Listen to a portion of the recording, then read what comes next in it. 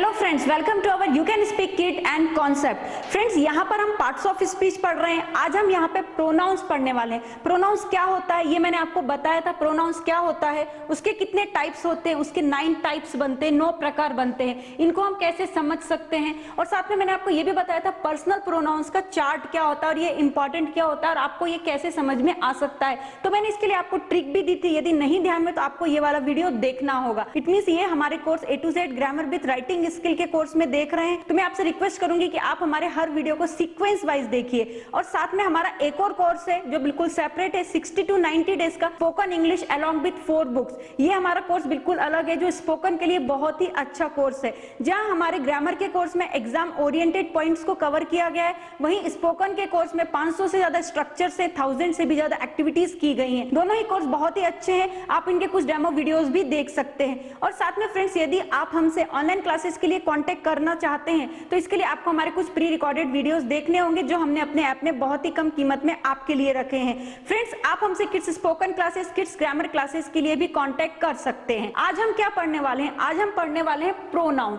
Pronoun क्या होता है ये मैंने आपको बताया था, नाम के बदले जो आता है वो प्रोनाउन होता है। ये चार्ट आपको समझाया था। आज हम देखने वाले हैं पर्सनल प्रोनाउन में सब्जेक्टिव प्रोनाउन क्या होता है, उसके बाद में ऑब्जेक्टिव प्रोनाउन क्या होता है, ऑब्जेक्ट को हम कैसे आइडेंटिफाई कर सकते हैं, और उसके बाद में पजेसिव प्रोनाउन क्या होता है। इसकी कुछ एक्सरसाइजेस भी हम यहाँ पर आपके लिए लेकर आए हैं। तो हम सबसे पहले यहाँ पर क्या देखेंगे, नॉमिनेटिव क्या होते हैं। नॉमिनेटिव का मतलब होता है I, we, you, he, she, it, they. ये सब क्या होते हैं, ये होते हैं सब्जेक्ट। इनसे सेंटेंस की शुरुआत होती है। शुरुआत मतलब क्या, यहाँ पर देखिए, आई एम अ टीचर, मैं टीचर हूं। मैंने नाम नहीं लिया है मेरा, मैंने नाम के बदले क्या यूज किया है, आई यूज किया है। अब मुझे ऐसा बोलना है, यू आर अ टीचर, तू टीचर है। मैंने नाम किसी का नहीं लिया, लेकिन मैंने क्या किया, सब्जेक्ट के बदले मतलब नाम के बदले मैंने आई का यूज किया, यू का यूज किया।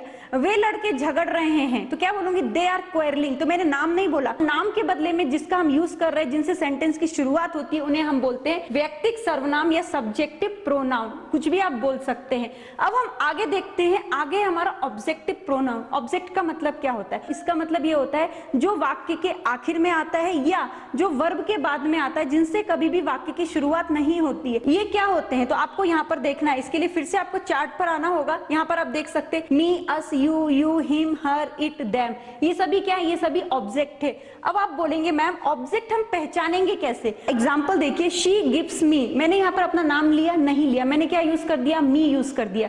मी क्या है, यहाँ पर ऑब्जेक्ट है। वर्ब से 2 क्वेश्चन कीजिए। क्या क्वेश्चन करना है, क्या देती है, किसे देती है।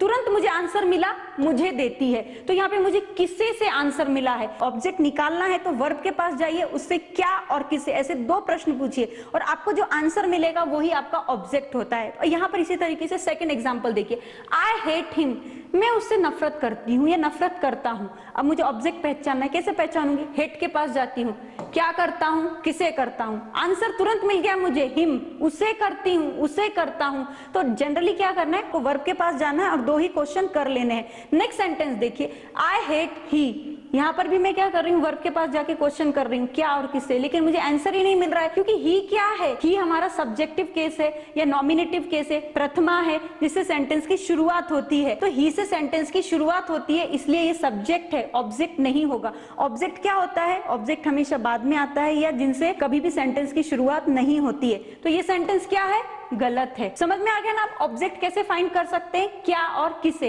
इससे आप ऑब्जेक्ट फाइंड कर सकते हैं। अब इसको समझने से पहले फिर से हम तुरंत एक बार चार्ट को देख लेते हैं। यहाँ पर ये सभी क्या है, ऑब्जेक्ट है। इनका मीन्स देख लीजिए, मैंने यहाँ पर लिखा हुआ है। अब हम इनका हिंदी में मीनिंग समझ लेते हैं। मी मीन्स होता है मुझे। अब मुझे ऐसा बोलना है, मुझे दे दो, तो मैं क्या बोलूंगी, गिव मी। मैंने क्वेश्चन कैसे किया, किसे दे दो, मुझे दे दो, और हमको दे दो, गिव अस। क्वेश्चन कर रहे हैं तो किसे से जब आपको क्वेश्चन का आंसर मिल रहा है तो वो ऑब्जेक्ट है। उसे दे दो, गिव हिम, उस लड़की को दे दो, गिव हर, उस कुत्ते को दे दो, तो यहाँ पर क्या आएगा, गिव इट, उस कुत्ते को दे दो, या उनको दे दो, गिव देम। तो यहाँ पर हमें क्वेश्चन के आंसर मिल रहे हैं, हमें ऑब्जेक्ट मिल रहा है, तो एकदम इजी है, क्या और किससे। इससे आप क्वेश्चन करेंगे तो आपको ऑब्जेक्टिव प्रोनाउन या आपका ऑब्जेक्ट निकल के आपके हाथ में आ जाएगा। तो समझ में आ गया ना, लेकिन वो चार्ट आपको ध्यान में रखना पड़ेगा। अब हम देखते हैं पजेसिव प्रोनाउन क्या होते हैं। इट मींस पजेसिव प्रोनाउन को हम कैसे समझ सकते हैं। तो यहाँ पे पहले आप एग्जांपल देख लीजिए, this is my pen and this pen is mine. कौन सा इसमें से पॉजिटिव प्रोनाउन है? आपको कुछ समझ में आया? क्योंकि दोनों का मतलब क्या है, यहाँ पर ये बोल रहा है यह पेन मेरा है, यह मेरा पेन है, यहाँ पर ये बोल रहा है यह मेरा पेन है, और यहाँ पर ये बोल रहा है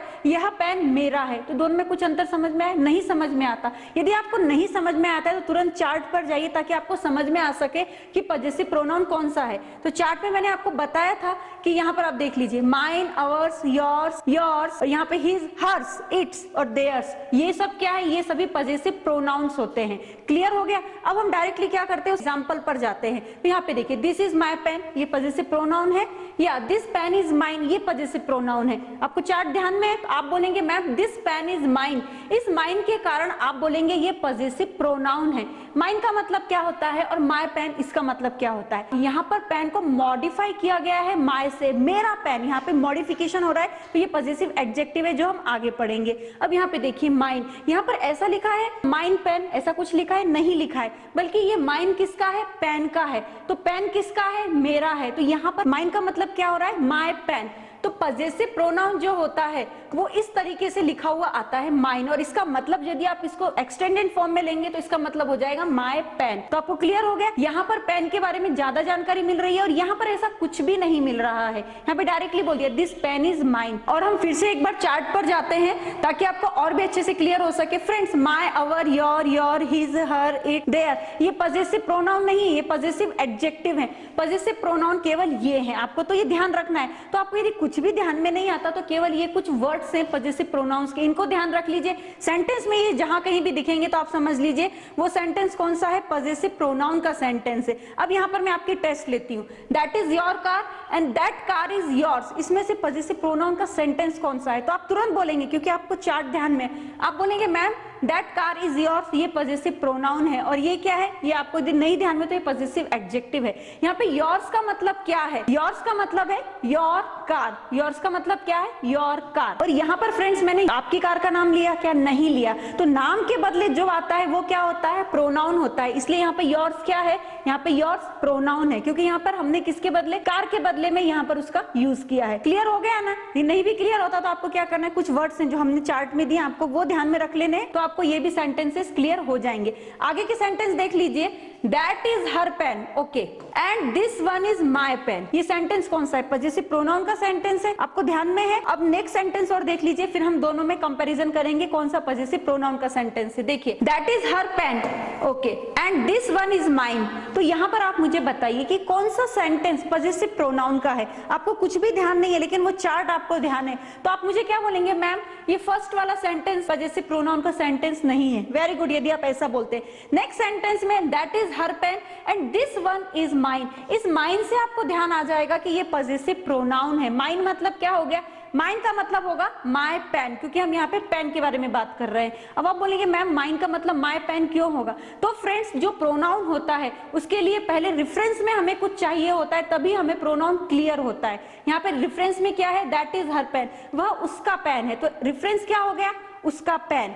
and this one is mine, और यह मेरा पेन है। यदि नहीं समझ में आता तो मैं क्या करती हूँ, यहाँ से ये पूरा सेंटेंस आपके लिए हटा देती हूँ। आपको केवल इतना ही पढ़ना है, दिस वन इज माइन, यह मेरा है। क्या मेरा है? This one is mine. कुछ समझ में आ रहा है? नहीं समझ में आ रहा तो इस सेंटेंस को कंप्लीट करने के लिए कुछ ना कुछ रेफरेंस चाहिए। तो रेफरेंस देने के लिए हमें क्या करना पड़ता है, इस तरीके के सेंटेंसेस हमारे पास में होने चाहिए, तभी हम पॉजिटिव प्रोनाउन को रेफरेंस दे सकते हैं। तो दैट इज हर पेन, यह उसका पेन है, okay, and this one is mine, और यह मेरा पेन है। तो अभी समझ में आ गया ना कि दिस वन इज माइन किससे ले रहा है अपने आप को रेफरेंस? इस सेंटेंस से ले रहा है। तो पॉजिटिव प्रोनाउन के लिए हमें पहला सेंटेंस रेफरेंस वाला सेंटेंस होना चाहिए। क्लियर हुआ? ऊपर का सेंटेंस तो सभी चीजें क्लियर कर रहा है। देखिए, दैट इज हर पेन, यह उसका पेन है, and this one is my pen, और यह मेरा पेन है। तो इसमें रेफरेंस की कोई जरूरत पड़ी है? नहीं पड़ी है। लेकिन नेक्स्ट जो सेंटेंस था, सेकंड सेंटेंस, उसमें यहां पर हमें रेफरेंस की जरूरत पड़ रही है। तो आप समझ लीजिए ये क्या है, आपका पॉजिटिव प्रोनाउन है। नेक्स्ट सेंटेंस देखते हैं, I don't know which one is your pen, मैं नहीं जानती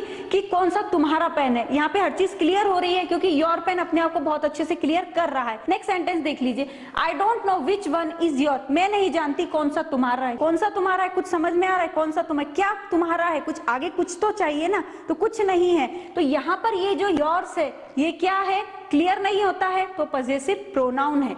आगे हम देख लेते हैं, देखिए I have my lunch and you have yours, मैं मेरा लंच लेती हूँ तुम तुम्हारा लो। अब मैं आपसे क्वेश्चन करती हूँ यहाँ पे पजेसिव प्रोनाउन कौन सा है, तो आप तुरंत बोल देंगे मैम योर्स है। कैसे है? क्योंकि हमने चार्ट ध्यान में रखा है। इट्स ओके, आपने चार्ट ध्यान में रखा है, लेकिन सेंटेंस भी आपको ध्यान में थोड़े से रख लेने चाहिए। देखिए यदि मैं आपको बोलती यू हैव योर्स, तुम तुम्हारा लेते हो, तो आप मुझे क्या क्वेश्चन करते मैम क्या लेते हैं, क्या लेते हैं, तो यहाँ पे रेफरेंस चाहिए। तो हमने क्या बोला आई हैव माई लंच, मैं मेरा लंच लेती हूँ तुम तुम्हारा लेते हो। तो रेफरेंस के लिए हमें क्या चाहिए, एक सेंटेंस और चाहिए होता है। अब हम इसका चार्ट देख लेते हैं जिससे और भी ज्यादा क्लियरिटी आ जाएगी। देखिए कैसे, आई have my lunch and you have yours. I have माई, मैं मेरा लंच लेती हूँ और तुम तुम्हारा लंच लो। तो यहाँ पर जो योर्स है ये क्या है, पजेसिव प्रोनाउन है। It's okay. तो योर्स का मतलब क्या है, योर्स का मतलब है योर लंच, क्योंकि यहाँ पर हम लंच के बारे में ही बात कर रहे हैं। यहाँ पे देखिए योर्स का मतलब क्या है, योर लंच।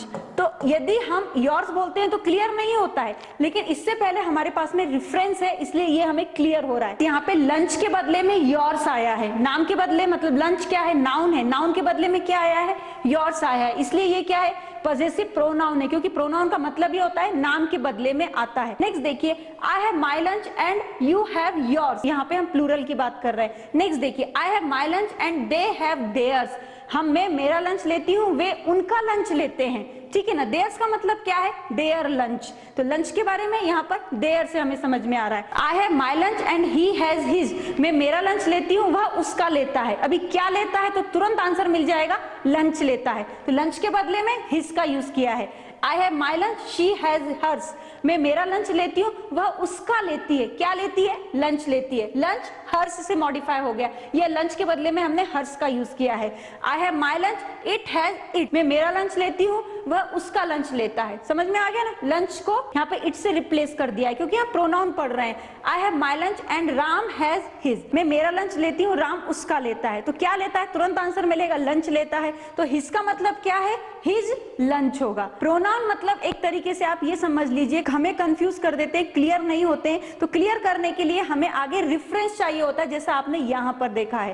तो एवरीथिंग इज क्लियर, आपको चार्ट को पढ़ना है, स्टेप बाय स्टेप आगे बढ़ना है। यदि कुछ भी समझ में नहीं आया तो डायरेक्ट चार्ट पर जाइए, हमने वहां पे पजेसिव प्रोनाउन की लिस्ट दी है, वहां पर भी आप देख सकते हैं। अब हम आगे और समझ लेते हैं ताकि जो डाउट्स रह गए वो भी क्लियर हो जाएंगे। देखिए, वी फाउंड अवर्स, हमें हमारा मिला, ये कुछ समझ में आता है, ये अनक्लियर सेंटेंस है। वी फाउंड अ मोबाइल, हमें मोबाइल मिला, तो ये क्या है, ये क्लियर सेंटेंस है, ऊपर वाला अनक्लियर है। अब फिर से देखिए, but we haven't found hers, लेकिन हमें उसका नहीं मिला, हमें उसका नहीं मिला, क्या उसका नहीं मिला, ये क्या है, अनक्लियर है। क्लियर सेंटेंस क्या है, आई फाउंड माई मोबाइल, मुझे मेरा मोबाइल मिला, but we haven't found hers, लेकिन उस लड़की का नहीं मिला। यदि मैं ऐसा बोलती हूँ वी हैवंट फाउंड हर्स, तो आप बोलेंगे क्या नहीं मिला, तो यहाँ पर क्लियर क्या हो रहा है, यदि हमने आई फाउंड माई मोबाइल लिया तो इसके लिए हमें रेफरेंस की जरूरत पड़ी, और ये रेफरेंस हमने यहाँ से लिया है। तो पजेसिव प्रोनाउन में हमें रेफरेंस की जरूरत पड़ती है, आप ये देख सकते हैं। अब यहाँ पर देखिए, हिज का यूज आप पजेसिव प्रोनाउन और पजेसिव एडजेक्टिव दोनों के रूप में करते हैं,